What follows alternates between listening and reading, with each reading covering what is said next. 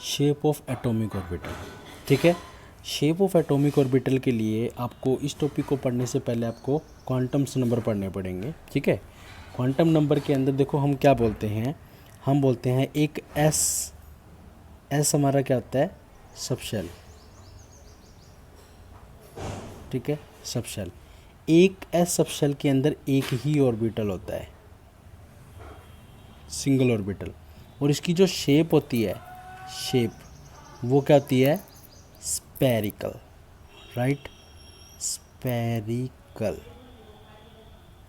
इसी तरह हमारी पी सबशेल होती है और इसमें कितने ऑर्बिटल होते हैं, 3 ऑर्बिटल्स होते हैं, और इसकी जो शेप होती है देखो 3 ऑर्बिटल, सिंगल ऑर्बिटल में 2 इलेक्ट्रॉन होते हैं, तो एस के अंदर तो 2 ही इलेक्ट्रॉन आते हैं, इसके अंदर कितने इलेक्ट्रॉन आते हैं, 6। ठीक है, तो इसकी जो शेप है हम वो डिस्कस कर लेते हैं। ठीक है, मान लो ये हमारी एक्स एक्सिस है।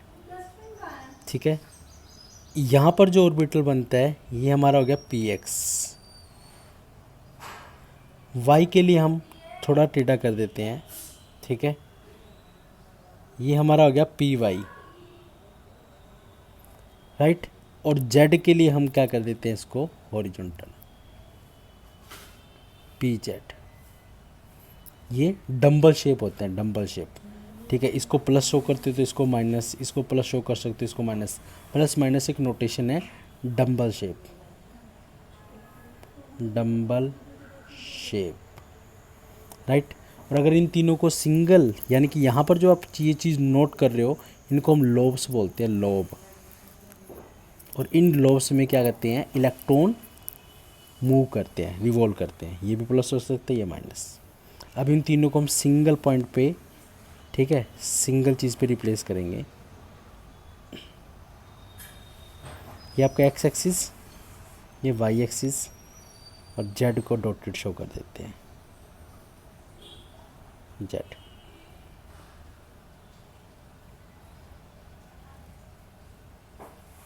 ठीक है, ये हो गया आपका वाई पे। ठीक है, ये आपका हो गया जेड के ऊपर।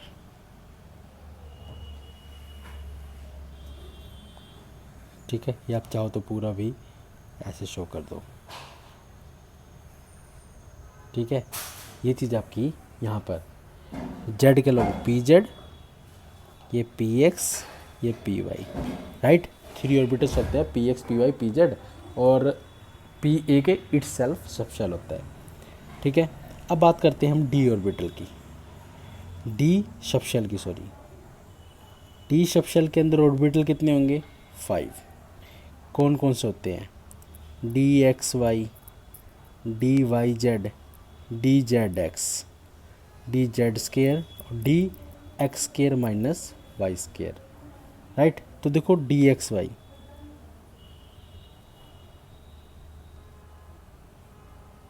ये आपका x, ये y। ठीक है, तो लो बना दो 45 डिग्री के ऊपर, इसकी क्या आती है, नोटेशन मेज़र करी गई है।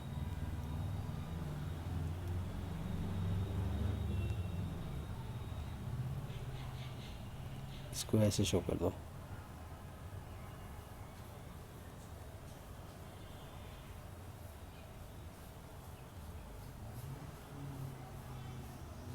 ठीक है, ये डी एक्स वाई, यहाँ पे एक्स चेंज कर दो, ये वाई, इसको जेड कर दोगे तो क्या बनेगा, डी वाई जेड।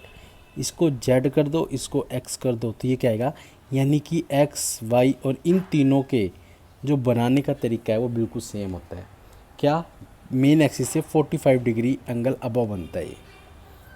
ठीक है, अब D Z square, D Z square के अंदर हम क्या करते हैं, मान लो ये जेड एक्सिस हो गया। आप सबको पता है एक्स वाई और जेड तीनों आपस में परपेंडिकुलर होते हैं, तो आप किसी को भी कोई भी नेम दे सकते हो, कोई फ़र्क नहीं पड़ता। अब देखो जेड के लिए ये सेम हमारा क्या हो गया, पी किसकी तरह बन सकता है, पी जेड की तरह बन सकता है, इसलिए हम इसको ऐसे और इसको हम डबल ये शेप कर देते हैं। ठीक है, राइट, तो ये हमारा आएगा डी जेड स्क्वायर। ठीक है, और ये जो ये पोर्शन है ये पूरा यहाँ पर इलेक्ट्रॉन मूव कर रहे हैं, राइट। अब आता है हमारा D X square minus Y square, X square minus Y square.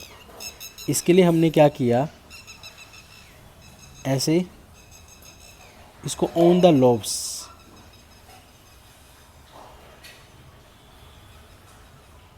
X Y on the lobe, ठीक है। तो एक बात देखो, क्या ऑन द लॉब्स कौन कौन से बने हैं। ऑन द लॉब हमारा ये बना है, ठीक। ऑन द एक्सिस हमारा ये बना है, ऑन द एक्सिस ये बना है, जिनके ऊपर टिक कर रहे हैं, एक्सिस का ए, एक्सिस का ए। और आप ये भी बोल सकते हो P X, P Y, P Z तीनों एक्सिस पे बने हैं, ठीक है। यानी कि अगर मैं सबसे बड़ी रिफ्लेक्शन की बात करूं, जिसके अंदर सबसे ज़्यादा रिपल्शन होता है, तो इन दोनों एक्सिस में सबसे ज़्यादा रिपल्शन होता है, क्योंकि ये तो 45 डिग्री अबव है, ठीक है। रिपल्शन का जो फैक्टर है हम बाद में डिस्कस करेंगे। ये देखो पे पूरा का पूरा diagram orbital. Schrodinger wave equation, उन्होंने एक इक्वेशन दी थी E psi equal to S psi, ठीक है। ये आपकी फिजिक्स में काम आती है, केमिस्ट्री में नहीं। अब सबसे इन्होंने पहली बात क्या बोली थी, वेव इक्वेशन। इन्होंने हर चीज़ के बारे में बोला कि पार्टिकल वेव की फॉर्म में मूव करता है। वेव कैसी होती है, up down up down, right. तो कुछ इन्होंने नोटेशन दिया, जो भी हमारा इसके अंदर साई होगा वो हमारा क्या होगा, वेव फंक्शन, राइट। ये हो गया, ठीक है। दूसरी बात क्या है, अगर साई स्क्वायर होएगा तो ये क्या आएगा हमारा, प्रोबेबिलिटी, ठीक है, probability density of finding electron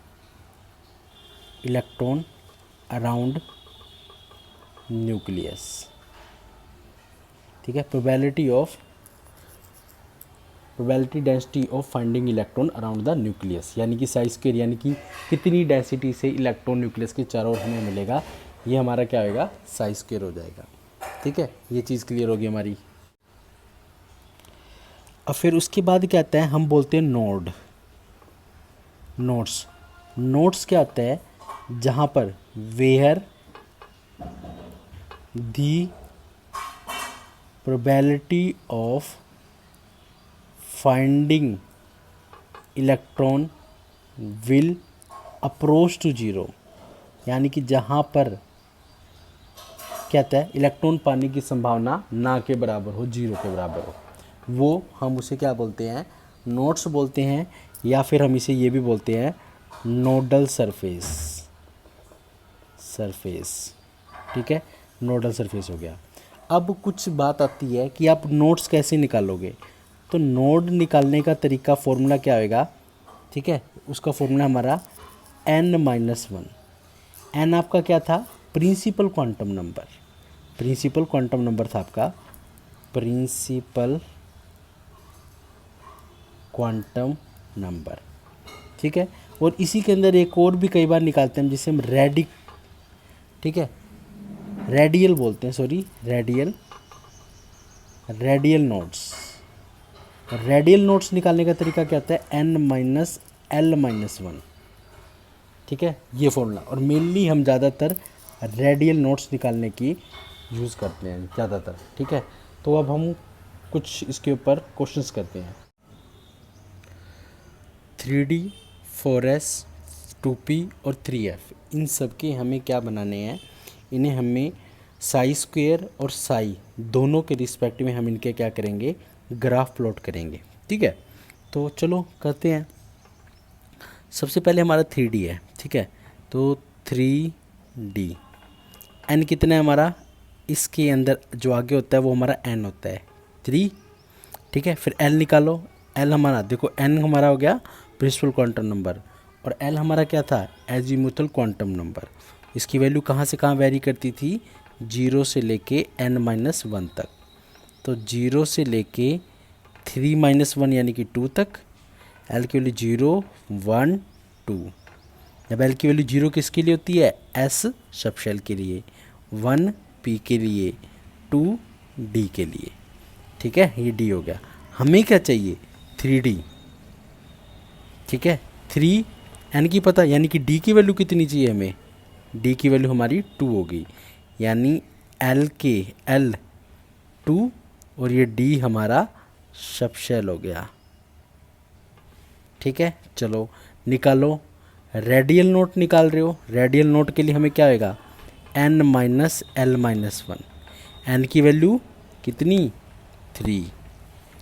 L की वैल्यू कितनी है हमारी, 2, और ये 1, यानी रेडियल नोट हमारा कितना आएगा, 0। ठीक है, रेडियल नोट हमारा 0 हो गया। और जब आपका रेडियल नोट 0 हो जाए, ठीक है, तो आप देखो क्या कर सकते हो। अगर आप, ठीक है, अगर आप इसको साई के रिस्पेक्ट में बना रहे हो, ठीक है, साई के रिस्पेक्ट में, तो आप इसको डायरेक्टली यहाँ से लोगे। और ये आर मतलब न्यूक्लियस डिस्टेंस के लिए, नैनोमीटर के लिए। साई आपका क्या था, वेव फंक्शन। ठीक है, तो उस केस में आप इसको क्या करोगे, लेके ये रेडियल नोट 0 कर दिया। जितनी बार टच करेगा उतनी बार 0। ठीक है, ये चीज़ हो गया हमारा। और एक बात देखो, इन्होंने क्या बोला है, वैल्यू 0 है ना, तो इसको ये पूरा का पूरा, और 0 की बात है, इसको टच नहीं करेगा। अगर यहाँ पे नोडल होता तो ये टच करता, टच नहीं करेगा। तो आप इसके अंदर थोड़ा सा वेरिएशन शो कर दो। ठीक है, इसको ऐसे ना शो करके, ठीक है, ये जस्ट इसके पास से, ठीक है, क्योंकि इसका कोई नोडल बना ही नहीं। राइट है, इसके बाद हम 4s का निकालते हैं। 4s, n की वैल्यू कितनी होगी, 4। s, ठीक है, l निकालो कितना आएगा, 0 से लेके n माइनस 1 यानी 3, 0 1 2 3। ये क्या आएगा आपका, s p d और f। किसके लिए निकालना है, l हमारा 0 हो जाएगा। राइट, तो n minus L minus 1, n कितना है हमारा 4, l कितना है 0, ये 1, कितने नोड लाएंगे, 3। बना लो साई के रिस्पेक्ट में। ठीक है, तो 1 2,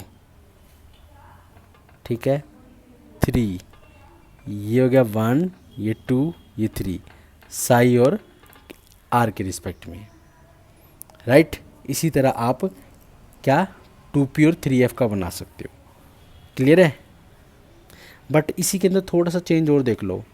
अगर आप यही सेम नोट किसका, ये वाली जो इस 0 वैल्यू के लिए आप साई के रिस्पेक्ट में बनाते तो उसका ग्राफ कैसा होता, साई के रिस्पेक्ट में अगर हम उसका साई स्क्वायर का मतलब, ठीक है, तो आप इसको कैसे लेके चलोगे, देखो साई स्क्वायर मतलब बिल्कुल प्रोबेबिलिटी ऑफ फाइंडिंग इलेक्ट्रॉन। तो बिल्कुल यहाँ से, बिल्कुल टच ना करके यहाँ से लेके जाते हैं आप, टच नहीं करना इसको ऊपर से। ठीक है, और अगर इसका यानी किसका 4s का बनाना होता तो साई के रिस्पेक्ट में आप कैसे करते। ठीक है, ये देखो साई स्क्वायर और आर, यानी कि आप ये जो ये नेगेटिव जा रहा है ना आपका, ये नेगेटिव ये ख़त्म कर देता है। 1 ऊपर ही चला जाएगा, 2 3, यानी कि वेव फंक्शन में तो वो नेगेटिव शो करता है, बट साई स्क्वायर के अंदर सारी प्रोबेबिलिटी नेगेटिव ना शो कर ऊपर अपर कर्व में शो करेगी साई स्क्वायर में।